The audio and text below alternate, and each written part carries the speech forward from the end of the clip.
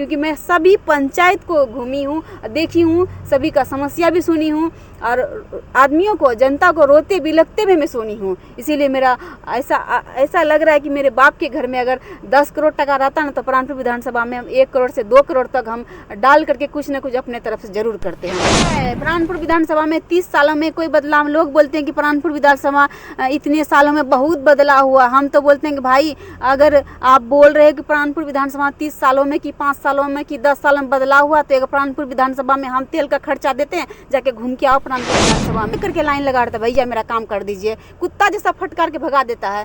और सड़क पर 4 चक्का लेके जाइएगा, फंस जाइएगा बांध में, कहीं कोई सुविधा विकास नहीं हुआ है। हम तो बोलते हैं कि प्राणपुर विधानसभा में अगर घूम के आइए, क्या बदलाव हुआ है प्राणपुर विधानसभा। जहाँ हर गली मोहल्ले में एक स्टोरी छिपी होती है, और आज की स्टोरी एक ऐसी महिला की है जो सिर्फ बातें नहीं करती है बल्कि बदलाव लाती है। हमारे साथ हैं गुड़िया यादव जी, जो प्राणपुर विधानसभा क्षेत्र के महिला, बच्चों और प्राणपुर विधानसभा को बेहतर बनाने की एक अथक प्रयास कर रहे हैं। तो मैम, सबसे पहले आपका स्वागत है और आपका बहुत बहुत धन्यवाद जो आपने हमें समय दिया। जी, आपके चैनल के माध्यम से जितने भी जनता मुझे देख रहे हैं, प्राणपुर विधानसभा के जितने भी जनता मुझे देख रहे हैं, मैं सभी को प्रणाम नमस्कार करती हूँ। जैसे मैम, प्राणपुर विधानसभा क्षेत्र में आपका सफ़र का शुरुआत कैसे हुआ, या बचपन से शौक था, या कोई ऐसा इंसिडेंट जो आपको समाज सेवा करने में इंस्पायर किया? नहीं, बचपन से शौक़ था मेरा। जैसे कि आजमनगर प्रखंड में मायके है, प्राणपुर प्रखंड में ससुराल है, तो हम आते जाते रहते थे और देखते थे बहुत सा समस्या, कुछ बदलाव नहीं होता था, कुछ बदलाव अभी तक नहीं हुआ है। तो मुझे एक बार ऐसा लगा कि सोशल वर्क से हम जुड़ करके बेहतर आवाज़ उठा पाए, जो भी समस्या है उसका आवाज़ उठा पाए। तो उसी तरह से हम सोचे और फिर जहाँ जहाँ जो समस्या है उसका हम आवाज़ उठाते हैं। और सोशल वर्क समाज सेवी हैं, तो जहाँ भी उस तरह का मदद लगता है छोटे मोटे, तो वहाँ तक हम मदद करने के लिए पहुँचते भी हैं। मैम, प्राणपुर विधानसभा में जैसे यहाँ ग्रामीण इलाका है, यहाँ पे जैसे शहरों में होता है कि सोशल वर्क करता उतना ज़्यादा प्रॉब्लम नहीं होता, लेकिन जैसे ग्रामीण क्षेत्रों में सोशल वर्क करने में आपको कभी कोई दिक्कत या परेशानी का सामना करना पड़ा है? अब देखिए, सोशल वर्क है जो समस्या है प्राणपुर विधानसभा में, ये बहुत बड़ा सवाल है, हम आपको क्लियर कर देते हैं। जैसे कि अब प्राणपुर विधानसभा में देख लीजिए, कोई भी अभी कहीं का भी पुल पुलिया नहीं बना है। आप देख लीजिए कि बांध, दुर्गापुर वाला बांध है, ये बांध 30 सालों से जर्जर है। अब तो ऐसा लग रहा है कि अब की बार पानी आएंगे, ऐसा लगता है कि कट ही जाएंगे। वो बांध के नीचे बसे हुए जितनी भी बस्ती है, सारे लोग डर रहते हैं जब बाढ़ पानी आते हैं। तो हम जब सोशल वर्क करने जाते हैं, आवाज़ उठाने जाते हैं कोई भी समस्या का, जैसे कि अब क्या ही बोला जाए, मेरे पीछे आदमी लग जाते हैं और बहुत से मेरे पीछे आदमी लग जाते हैं, बहुत से सवाल करने लगते हैं। जहाँ तक कि मेरा अभी हाल ही फिलहाल ही देखेंगे, मेरे गाड़ी फिजूल का चेक करवा दिए हैं चेक पोस्ट में। वो तो कानूनी तौर पे चेक करवाना था, वो ज़रूरी सही है, लेकिन बाद में पता चला कि कोई किसी के ज़रिए से मेरा गाड़ी इस तरह से चेक करवाया गया। और सब वीडियो है कि डाले हैं मेरे, बहुत से कमेंट मुझे करते हैं। सोशल वर्क करने जाते हैं, आवाज़ उठाते हैं हम कोई समस्या के बारे में, तो बहुत से आदमी मेरे पीछे लग जाते हैं। पर मुझे उससे कोई डरना नहीं है, कोई परवाह नहीं है। मैं जो काम करती हूँ प्राणपुर विधानसभा के लिए, आवाज़ उठाती हूँ, जो समस्या पड़ा हुआ है आए दिन मैं करते रहूँगी। क्या लगता है आपको प्राणपुर विधानसभा जैसे क्षेत्रों में अगर टॉप का चीज़ें गिना जाए कि सबसे ज़्यादा यहाँ पे कमी क्या है, क्या लगा? आप जितना सोशल वर्क किए हैं, जितना सालों से कर रहे हैं, आपको प्राणपुर विधानसभा में सबसे ज़्यादा क्या लग रहा है कमियाँ? देखिए, ये हम तो 3 सालों से कर रहे हैं और इधर 8 महीना से दिन रात बराबर से हम कर रहे हैं। और अभी आप देख लीजिए, ये बांध देख लीजिए, दुर्गापुर वाला जो बांध है, ये 30 सालों से नहीं बना है, जो कि ये बनना चाहिए। और आप बहुत से स्कूल गए, हम पढ़ाए सभी पंचायत के स्कूल हम गए हैं, तो स्कूल में ना फैसिलिटी कुछ है, ना खाने का सुविधा, ना बैठने का डेस्क बेंच है, ना तो पढ़ाई ठीक से होता, ना बेसिक नॉलेज होता, वो भी बच्चे को हम पूछे हैं, ये कुछ भी नहीं है। ना सड़क, रोड, बिजली, नल, पानी जो दिए, कुछ भी सुविधा नहीं है। प्राणपुर विधानसभा में कोई एक विकास नहीं हुआ है।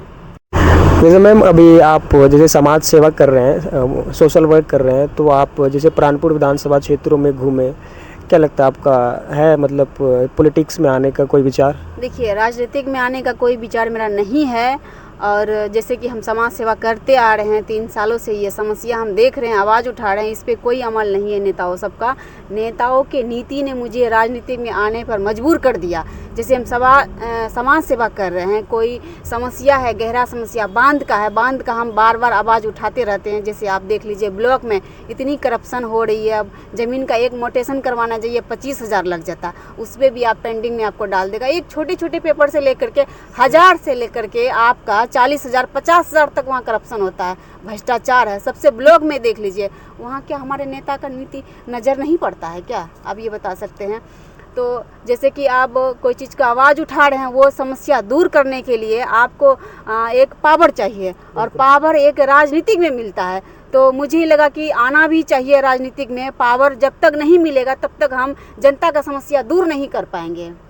आप देख लीजिए कि हमारे प्राणपुर विधानसभा में एक डिग्री कॉलेज होना चाहिए, अब बांध होना चाहिए। अब एक देख लीजिए कि महानंदा बांध नहीं है, एक दुर्गापुर वाला बांध है, जो ये बांध जरूरी है।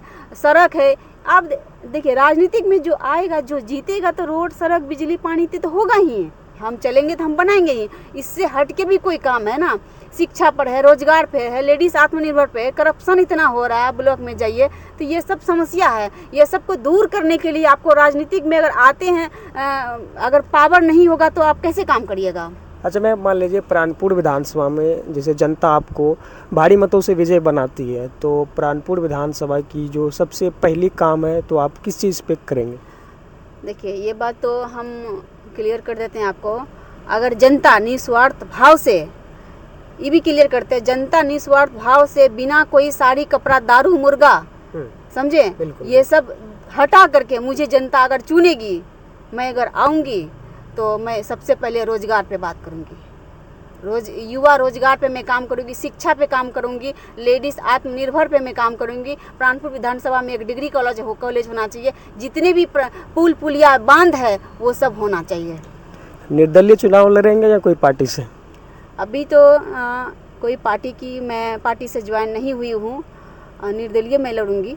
क्या लगता है प्राणपुर विधानसभा में, जहाँ बीजेपी का गढ़ माना जाता है, एक प्रकार से बीजेपी और कांग्रेस में लड़ाई होती है, तो यहाँ क्या लगता है निर्दलीय सरवाइव कर पाएगा यहाँ से? अब देखिए, ये हम किसी पार्टी का बात नहीं बोलेंगे, किसी पार्टी को बदनाम भी हम नहीं करेंगे किसी लिए कि कोई पार्टी हम जानबूझ के ज्वाइन नहीं किए हैं। इसीलिए बेबाक बोलते हैं, बेबाक आवाज़ उठाते हैं। प्राणपुर विधानसभा में जो समस्या पड़ा हुआ है, इसीलिए हम आवाज़ उठाते हैं बेबाक कि पार्टी अगर हम ज्वाइन करते ना तो आवाज़ हम नहीं उठा पाते, पार्टी बदनाम हो जाती, इसीलिए हम पार्टी ज्वाइन नहीं किए हैं। दूसरी बात है, बीजेपी कांग्रेस आरजेडी की बात बोल रहे हैं, तो पार्टी अलग से ही बात रहे, और जनता मुझे चाहेगी निस्वार्थ भाव से। मैं फिर से वही बात बोलती हूँ, जनता मुझे निस्वार्थ भाव से चाहेगी तो मैं ज़रूर आऊँगी। और आज के डेट में नेता अगर करोड़ प्लस खर्चा करते हैं ना, करोड़ 2 करोड़ खर्चा कर देते हैं, अपने पे खर्चा कर देते हैं वो, तो मैं उन नेताओं से यही कहना चाहती हूँ कि आप अपने लिए इतना खर्च करते हैं राजनीति में आने के लिए,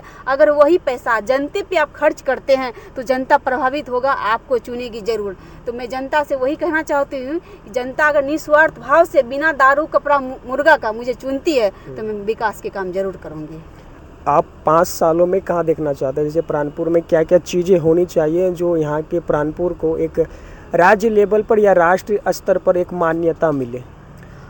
प्राणपुर में अब देखिए, प्राणपुर में अब बहुत सा समस्या है, वो हटना चाहिए, दूर होना चाहिए। जैसे कि अब सारा पुल पुलिया बनना चाहिए, बांध होना चाहिए, सभी सड़कें होना चाहिए, बिजली हमेशा होना चाहिए। अभी बिजली देखिएगी फ्री कर दिया, 1 घंटा रहता है, बच्चे कैसे पढ़ेंगे रात में, बहुत दिक्कत होता है। ये होना चाहिए, शिक्षा पे काम होना चाहिए, एक प्राणपुर विधानसभा में डिग्री कॉलेज होना चाहिए। सबसे बड़ा अहम मुद्दा है कि युवा साथियों को रोजगार मिलना चाहिए, रोजगार मिलना चाहिए, लेडीज़ आत्मनिर्भर होना चाहिए। ऐसी बहुत काम है जो कि हमारे प्राणपुर विधानसभा में अभी कोई नामो निशान नहीं है, इसके बारे में कोई नेता चर्चा भी नहीं करते हैं।